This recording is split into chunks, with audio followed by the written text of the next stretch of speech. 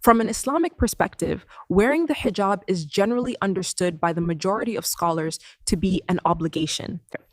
At the same time, Islam never teaches that the hijab is the only measure of a woman's relationship with Allah. A woman can wear the hijab and struggle with prayer, honesty, kindness, or sincerity. Another woman may not wear the hijab, yet be deeply devoted in prayer, generous, truthful, and constantly trying to draw closer to Allah. On one hand, people naturally judge by what they can see. If someone says, I strive to obey Allah, then visible acts of obedience, such as prayer when observed, modest dress, and avoiding prohibited actions become part of how others perceive that claim. That's simply because humans don't have access to hearts. On the other hand, reducing a person's entire faith to whether she wears a hijab is also an oversimplification. Islam repeatedly reminds us that Allah knows what is hidden in the hearts, and that sincerity is essential.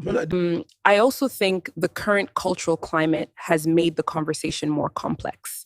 Some women reject the hijab because they genuinely don't believe it is obligatory. Others believe it is obligatory, but are struggling to wear it. Others feel judged or stereotyped and become resistant, not necessarily to Allah's command, but to how people use the hijab as a social measuring stick.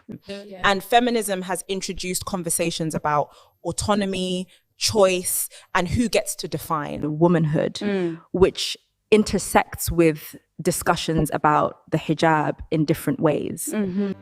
We cannot judge hearts, but we also cannot pretend outward actions are meaningless.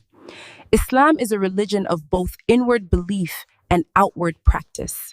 The heart gives life to the actions, and the actions often reflect what is in the heart. Neither should be ignored.